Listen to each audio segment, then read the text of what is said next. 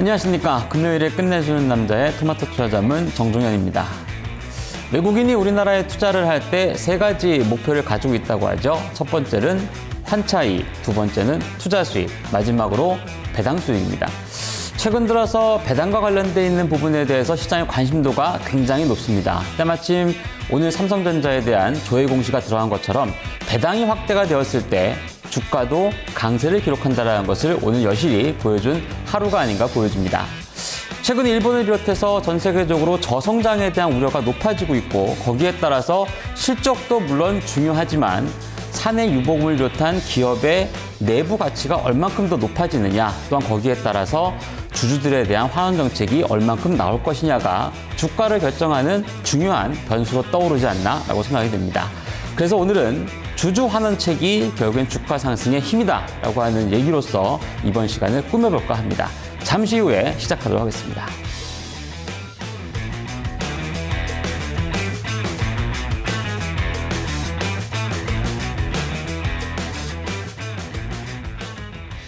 정부의 정책 그리고 이 시기상으로 맞물리면서 이 주주 친화 정책에 상당히 포커스가 많이 맞춰지고 있습니다. 자사주 매입이라든지 배당과 관련된 이슈들 여기에 쏟아지고 있는데요. 이 부분이 우리 시장을 이끌어줄 새로운 모멘텀이 될 수 있을지 점검해 보겠습니다. 끝내주는 전략 시간 매주 금요일 함께하는 끝내주는 남자 토마토 투자자문의 정종현 운용역입니다. 안녕하세요. 안녕하십니까. 네, 오늘도 관련된 이슈가 좀 많이 나왔던 것 같은데요. 네. 이 주주 친화 정책 내놓은 종목들 어떤 게 있나요? 일단 대표적으로 오늘 삼성전자에 대해서 조회 공시가 들어갔는데 아직 답변이 나오진 않았습니다. 일단 삼성전자가 매해 배당을 조금 하긴 하는데 주가에 비해서 굉장히 높은 배당이 아니고 굉장히 낮은 배당을 항상 해와서 이제 배당이 높아질 거다라고 하는 그런 전망이 좀 나왔는데 글쎄 일단 공식적으로 내지는 비공식적으로 시장에 조금 이제 알려져 있는 대형주 중에서 보면은 오늘 삼성전자 얘기가 좀 나왔고요. 현대차 같은 경우도 3분기 이제 실적 발표를 통해서 컨퍼런스 콜을 통해서 배당에 대한 확대 가능성을 조금 내비쳤고 자사주 매입을 비롯한 배당 정책에 대한 확대를 이제 또 얘기했던 기업이 또 NC소프트입니다. 따지고 보니까 현대차 제외하고는 두 종목 모두 최근 주가동이 굉장히 좋습니다. 물론 현대차는 또 환율이라고 하는 부분하고 또 이제 일본의 엔저 정책이라든가 이런 게 좀 맞물려서 못 오르고 있기는 상황이긴 한데 글쎄 일단 자사주 매입 관련돼 있는 부분이라든가 배당 정책이 조금 더 확대가 된다라면 주가도 조금 더 회복을 보이지 않을까 생각이 됩니다. 네. 자, 그렇게 이제 관련해서 종목군들이 많고요. 그러면 이제 좀 사내 유보율이 네. 많은 쪽들, 많게는 몇만 %까지 있던 회사들 또 있는데. 그렇죠. 이런 쪽들에 대한 관심이 좀 앞으로 더 커져야 된다고 보세요? 일단 정책적으로 봤을 때 우리나라가 이제 올해 세금 정책 관련돼 있는 부분에서 많이 또 발표를 했었고, 근데 기업에 대해서는 쓸데없는 쌓아놓은 돈에 대한 사내 유보금이 높은 것에 대해서 세금을 매기겠다라고 하는 얘기를 하지 않았습니까? 네. 그래서 이제 내년도부터 나올 텐데 아무래도 그렇기 때문에 유보금이 높은 기업군들은 이 돈을 어딘가는 분명히 쓸 거다. 그 쓰게 된다라면은 투자를 하든지 아니면은 손쉽게 할 수 있는 자사주 매입이라든가 배당책을 좀 더 확대할 수 있을 거라고 얘기가 나오고 있는데 가장 근본적인 것은 결국에는 성장률 자체가 높아지지 않을 거다라고 하는 어떤 기본 전제 하에서 이렇게 좀 어떤 내실이 탄탄한 기업을 선택하지 않나 생각이 됩니다. 그래서 유보율이 높은 기업군들을 이제 유가증권 시장하고 코스피 시장하고 좀 나눠서 먼저 잠깐 보여드릴 텐데 먼저 코스피 시장을 보시면은 일단 일간 한 10만 주 정도의 거래량이 넘는 종목군 중심으로 해서만 제가 뽑아왔습니다. 가장 높은 쪽이 이제 삼성생명이고, 그 다음이 이제 SKCNC, 각각 이제 19,000%, 14,000%면 자본금 대비해서 굉장히 많이 쌓여 있는 거고요. 오늘 이제 많이 올랐던 삼성전자 같은 경우도 14,000%대, NHN 엔터테인먼트, N소프트, 삼성, SDS까지 거의 10,000%가 넘거나 거기에 육박하는 기업군들인데 주가 동향은 다 아시다시피 하나같이 다 좋습니다. 그 이외에도 이제 보험주들이 대부분 다 올라와 있고, 그다음에 자동차 대형주, SK이노베이션이라든가 S오일 등도 한 1000% 중반 이상을 기록하고 있습니다. 근데 조금 이제 중요하게 봐야 되는 게 유보율만 높다고 해서 사내에 물론 돈이 많긴 한데 이 부채 비율이 높은 기업군들은 거기서 제외를 해야 됩니다. 그러니까 주가 못 오른 기업 중에 지금 부채 비율 높은 종목군들 보니까 삼성생명이 있죠. 그리고 LIG 손해보험이 있고 뭐 이제 현대해상도 높네요. 보험주들이 대부분 네. 이제 부채 비율이 좀 높습니다. 그래서 물론 이제 금리가 좀 이제 올라가는 시기가 되면 보험주가 좀 주가 회복을 보이긴 하겠지만 유보율이라든가 이런 것을 봤을 때 과연 이쪽에서 뭐 갑자기 배당률이 높아지거나 그럴 가능성은 그렇게 크지 않다라고 해석도 해볼 수 있을 것 같습니다.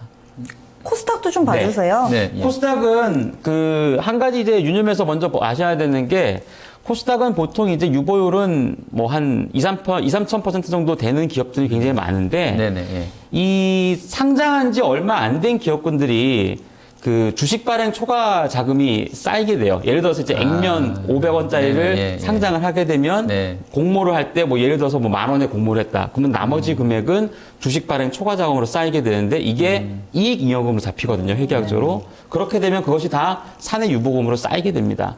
즉 영업 현황이 아주 좋다고 해서 유보금이 쌓이는 게 아니라 상장 효과로 인해서 일시적으로 유보금이 많아지는 행태들이 좀 있어요. 자본잉여금으로 잡혀서 자본금으로 들어가죠. 예, 자본 그렇습니다. 총계로. 예, 그렇게 돼서 나중에 이제 상장 이제 한지 얼마 안 됐는데 뭐 유보율이 높다 그래서 그 무상증자를 가끔 하는 기업들이 예전에는 좀 많이 있었어요. 상장 네, 이후에. 네. 근데 그렇게 보면은 다음 카카오가 지금 한 7,000%대 있고 지금 이제 데브 시스터즈 뭐 이제 게임주인데 네, 보시다시피 예. 유보율이 5,700%나 됩니다. 최근에 상장했던 업체들이죠. 그렇죠. 키런 회사 예, 맞죠? 예. 네. 그 밖에 이제 뭐 게임빌이라든가 위메이드라든가 뭐 액토소프트 같은 게임주들이 보통 이제 좀 유보율이 높습니다. 근데 뭐 지금 보시면은 뭐 위메이드나 이런 쪽은 사실 영업 이익이 아주 크게 나는 회사는 아니거든요. 그럼에도 불구하고 일단 뭐 유보율이 좀 높다고 볼 수 있겠고 뭐 이제 그 밖에 이제 업력이 좀 오래된 기업군들 인터플렉스라든가 뭐 해성산업이라든가 뭐 아모텍, KH바텍 이런 쪽도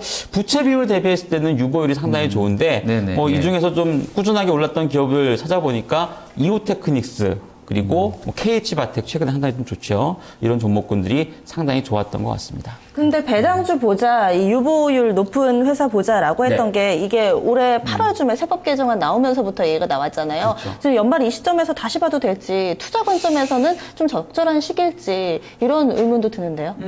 일단 뭐 유보율이 높고 배당이 높다고 해서 주가가 이미 다 올라와 있지는 않습니다. 그러니까 삼성전자 같은 경우도 뭐 최근에 이제 한 120만 원권 찍고 나서 한두 달 정도 이제 조금 오름폭이 나온 것이고, 물론 이제 이 중에서 유가증권 시장 중심으로 했을 땐 뭐 추세적인 상승을 기록했던 종목은 제가 볼 땐 거의 없을 것 같고, 코스닥 기업군들 중에서는 몇몇 종목군들밖에 없기 때문에 실제로 이제 그러한 이제 세법 개정에 따라서 배당 정책에 대해서 확대가 정말 결정된 기업은 아직은 없거든요. 대부분 다 설 뿐이죠. 삼성전자가 과연 이제 배당 정책을 확대할 수 있을지 이 부분도 오늘 중요하게 봐야 될 텐데, 차후에 결국에는 이렇게 유보율이 높고 사내에 어떤 돈이 많다라면 나중에 세금을 내지 않기 위해서라도 뭐 중간에 어떤 자사주 매입을 발표하거나 아니면은 분기 단위 배당을 하거나 아니면 뭐 연말 배당이 높아지거나 할 수 있는 그런 가능성이 높아진다라고 하는 쪽에서 해석하시는 게 좋을 것 같습니다. 그리고 네. 이제 아까 장마감 직접 네. 맞죠? 장마감 근처로 정부 쪽, 맞아요. 네.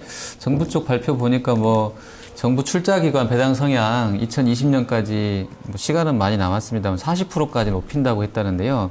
이러면 뭐 기업은행이나 뭐 한전 이런 종목군들도 좀 같이 끼워줘야 되지 않을까 싶은데. 뭐 한국전력 같은 경우도 최근에 이제 이제 정부의 말 몇 마디로 전기요금 오를까, 전기요금 네, 내릴까봐 네. 주가가 떨어진 것이긴 한데, 배당 정책에 있어서의 어떤 뭐 큰 변화는 없을 것 같고, 말씀하신 것처럼 이제 배당을 최대 뭐 40%까지 늘린다라고 하면 뭐 상장돼 있는 기업이 몇 개 되지는 않지만 뭐 그런 어떤 정책에 대해서 좀 우호적으로 변수가 있는 종목군들은 뭐 주가 회복하는데 별 이득이 없을 것 같고요. 이의가 없을 것 같고, 한국전력은 오늘 또 외국계 증권사에서 목표 주가 상향 소식도 오늘 좀 나왔기 때문에 네. 뭐 긍정적이라 볼 수 있을 것 같아요.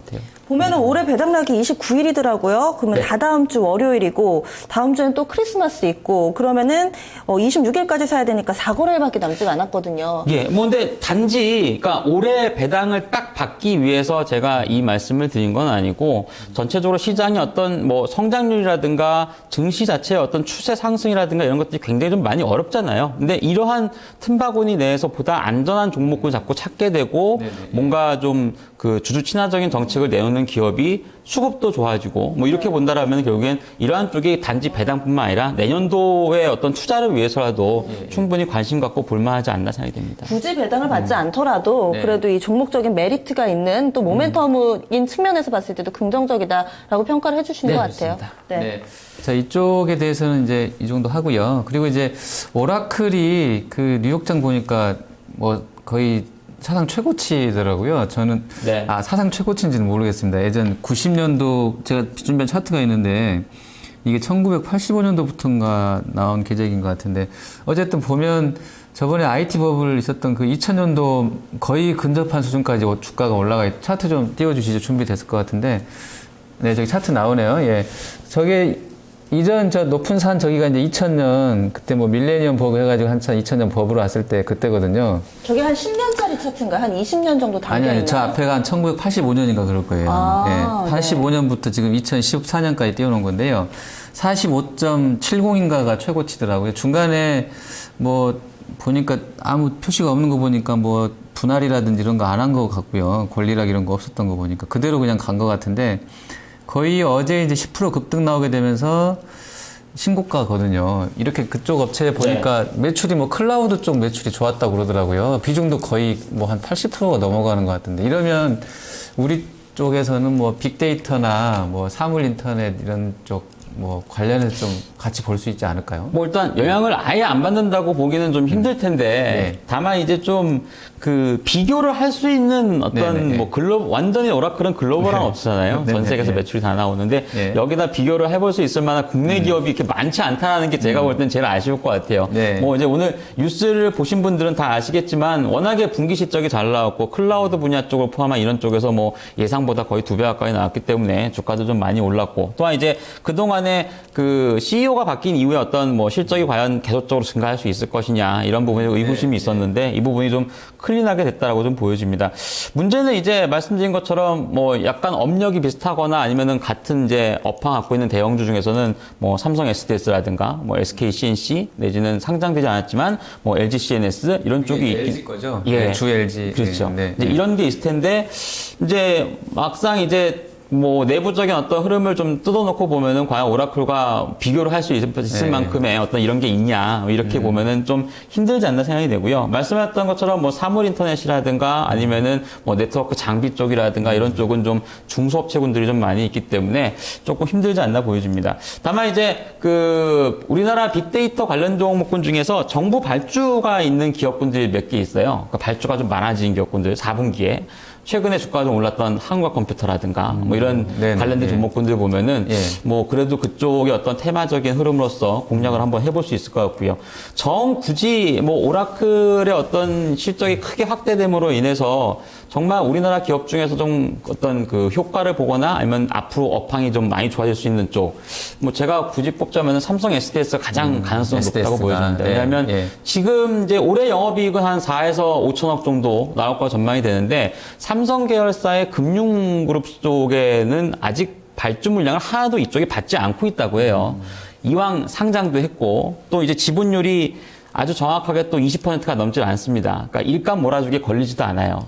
그러한 와중이기 때문에 만약에 삼성 계열사들의 어떤 일감을 좀 더 몰아줄 수 있다라면 어떤 뭐 규제에도 걸리지 않고 해서 네네, 예. 뭐 최대한 4조에서 5조까지 영업이익이 증가할 수 있을 거라는 분석이 좀 있습니다. 그래서 네. 그렇게 본다라면은 SDS가 뭐 실적 면에서 조금 좋아질 수 있는 그런 부분이 있지 않나 생각이 됩니다. 네. 그리고 저는 오늘 장에서 수급이 상당히 좀 관심이 가더라고요. 네. 외국인이 좀 이제 8일 만에 매수로 돌아섰다 막 열심히 오전장에서 그렇게 시황을 하고 나니까 한 15분 돼서 갑자기 좀 물론 물량이 많지는 않습니다. 약간 포지션을 바꾸길래 기미 새더라고요. 그런데 또 코스닥에서는 꾸준히 최근에 좀 매수를 해주고 있는데요. 외국인이 좀 들어와줘야지 우리 시장이 단단히 바닥을 잡는 것이다. 많은 전문가분들이 얘기를 해주시더라고요. 그렇겠죠. 예. 외국인 포지션 좀 어떻게 봐야 될까요? 일단 뭐 최근에 뭐 한 달여 상간에 외국인이 뭐 얼마를 팔았다고 제가 기사를 잠깐 본 것 기억이 안 나는데 한 2조 넘게 팔았다고 하죠. 2조 8천억 정도 많이 팔았는데 네. 사실 그 중에서 두 가지 종목을 빼고 저는 봐야 된다고 봐요. 그러니까 어제 상장했던 제일모직하고 이전에 상장했던 삼성 SDS 두 개만 합해도 제가 알기로는 1조가 훨씬 넘거든요. 뭐 그렇게 보면은 전반적으로 국내 시장에 대해서 뭔가 엄청나게 어떤 주가 하락을 예상해서 현물을 팔아치운 건 아니다고 봅니다. 이 두 종목이 물론 상장에 있어서의 어떤 상당 효과라고 하는 부분도 있을 것이고 거기에 따라서 외국인이 팔아치웠다 볼 수 있겠고요. 또한 이제 삼성전자의 자사주 매입 기간 동안에 외국인이 샀던 경우가 거의 없어요. 그러니까 자사주 매입을 하는데 거기다 외국인까지 같이 매수를 해가지고 주가가 막 올라갔던 그런 경우는 없습니다. 그래서 오늘 제가 볼 때는 의미 있는 반전이라고 보면은 삼성전자에 대한 매수가 아닌가 생각이 되거든요. 그러니까 자사주 그 배당 정책에 대한 확대에 대해서 뭔가 확신을 갖고 외국인이 매수를 했다라면은 뭐 오늘 뭐 금액적으로 100억 정도 외국인 매도가 나오긴 했지만 이 부분은 크게 신경 쓸 필요는 없을 것 같고요. 네. 뭐 오히려 다음 주 초반에 계속 삼성전자를 사들일 수 있을 것이냐 외국인이 그렇다면 뭔가 외국인 시각에서도 연말에 좀 변화가 나타날 수 있는 그런 가능성이 있지 않나 생각이 됩니다. 지금 보니까 삼성전자 저희가 한창 얘기했던 그 조혜공 씨 답변이 나왔습니다. 네네, 예. 외국인이 맞나 봐요. 지금 특별 배당금 성격으로 전년 대비 배당 증대 30에서 50%를 적극 검토 중이다라고 밝혔습니다. 아무래도 좀 그럼 이쪽으로 좀 더 무게가 쏠리겠죠? 아마도 이쪽에 대해서 뭔가 글쎄요, 뭐 내부적인 정보를 할 수는 없겠지만 좀 낌새를 세고 사지 않았나 생각이 되는데 일단 뭐 증대가 된다라면 뭐 증시에도 그렇고 삼성전자에도 굉장히 큰 호재가 저는 될 거라고 봅니다. 항상 이제 외국인 입장에서 우리나라 삼성전자에 대한 그 불만이었다라면은 실적도 물론 좋긴 하지만 너무 배당률이 낮기 때문에 항상 뭐 PER이 뭐 한 4배, 5배 수준에서 왔다 갔다 했던 그런 경우이기 때문에 일단 뭐 이 기회에 또 좋은 그 배당 성향까지 나와준다라면은 주가 상승에 힘이 되지 않나 보여집니다. 네. 자, 그러면 다음 주 이제 좀 증시 전망을 좀 해보고 바로 이제 승부수 띄워볼 텐데요. 일단 오늘, 그러니까 어제 바닥에서, 그러니까 뭐 1881선에서는 거의 한 50포인트가 올라왔고요. 네. 코스닥도 520선이니까 상당히 한 하루 만에 저점 대비로는 좀 많이 올라왔어요. 그럼 추가적으로 좀 반등이 나올 수 있을까요? 다음 주도? 우연치 않게 지난주 금요일도 거의 이 위치랑 똑같았던 것 같아요. 1920포인트 거의 권역이었는데 네, 제가 그 주간 당시에, 기준으로 그 보는데, 당시에도 1920선 이하 내외라면은 뭐 PBR 기준으로 1 정도 수준이고 많은 부분이 반영이 돼서 추가 하락은 크지 않다라고 말씀을 드렸는데 일단은 뭐 외국인 수급상 내지는 또 오늘 배당 관련돼 있는 부분도 이렇게 확실하게 됐다라면 뭐 하다못해 기술적인 반등이라도 추가적으로 연장될 가능성이 높다라고 보시는 게 좋을 것 같습니다. 다만 이제 조금 쏠릴 수 있겠죠. 오늘은 상당히 좀 폭넓게 상승이 나오는 오래간만에 좀 상승이 이렇게 많은 종목이 올랐지만 아마도 이제 좀 배당 관련된 주라든가 이런 쪽에 조금 더 집중화될 수 있는 그런 가능성이 내주 초반에는 좀 있지 않나라고 좀 보여집니다. 네. 그럼 내일장 승부수 어디서 띄우시겠어요? 예, 제가 지난주에 이제 정유를 비롯한 에너지 관련주하고 게임주하고 두 가지 말씀드렸는데, 뭐 저는 이번에도 거의 변하진 않을 것 같습니다.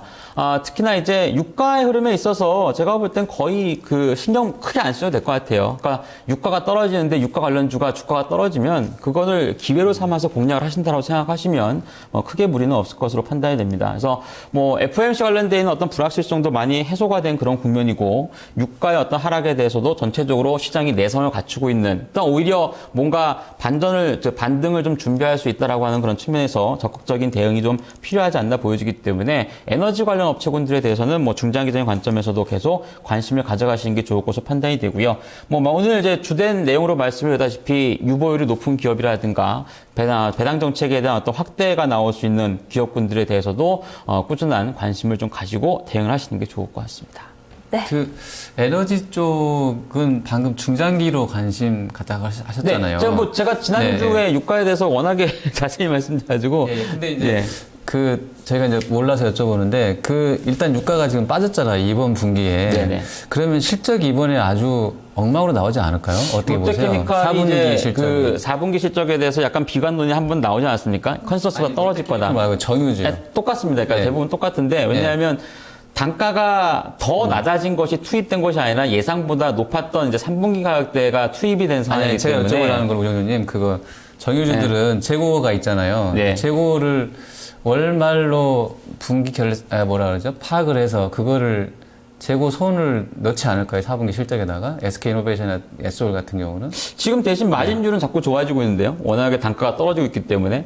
마진율이 좋아지기 때문에 예. 물론 이제 정유나 화학이라든가 이전에 뭐 한두 달 전에 예측했던 거에 비해서는 분명히 4분기 실적이 저는 좀 더 나빠질 거라 생각을 하는데 예. 오히려 말씀하신 것처럼 재고의 가격 자체도 상당히 떨어진 부분 자체가 이제 4분기에 반영이 된다라면 1분기는 예상 밖에 조금 더 좋은 실적이 나올 수 있다라고 하는 측면이 있기 때문에 막상 4분기 실적이 안 좋다고 해서 주가가 지금 많이 떨어지거나 할 거라고 더 보진 떨어질 않아요. 거라고는 예. 안 보신다는 거죠? 롯데케미칼의 어떤 예에서 보시면 될 것 같아요.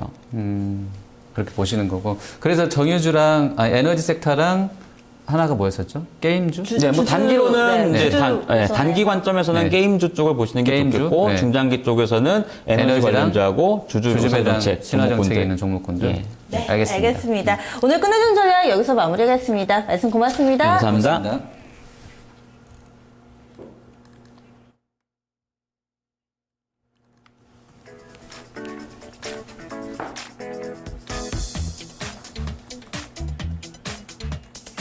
(12월 22일) 월요일 경제지표 일정입니다.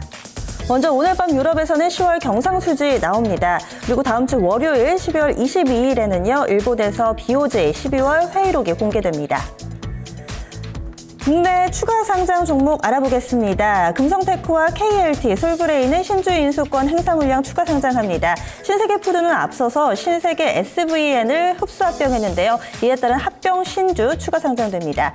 CJ 오쇼핑과 네이블 커뮤니케이션즈, 두산이 스톡옵션 물량 추가 상장합니다. 주주총회를 여는 곳도 많은데요. 페이퍼코리아와 KMRNC, 아가방컴퍼니, 하이텍팜, 옴니시스템, 나이백, P&E솔루션, 블루콤이 다음 주 월요일 주주총회를 엽니다. 주 후반에 조금이나마 희망을 봤습니다. 코스피 지수는 주간 기준으로 0.4%, 코스닥은 0.3% 상승했는데요. 이런 흐름 다음 주에도 꾸준히 이어갔으면 하는 바람으로 오늘 마무리 짓도록 하겠습니다. 네, 일단 코스피가 아까 이제 그 마감하고 나서 말씀드린 것처럼 이제 5일선 돌려놓고 좀 마감이 됐는데, 하지만 또 위쪽으로는 뭐 1930, 뭐 1940, 1950 또 저항권을 의식하는 그런 그 매물들 좀 있을 것 같습니다. 조금은 오늘 반등이 좀 나오긴 했습니다만 균형 잡힌 시각이 필요한 시황인 것 같습니다. 시청해주신 여러분 고맙습니다.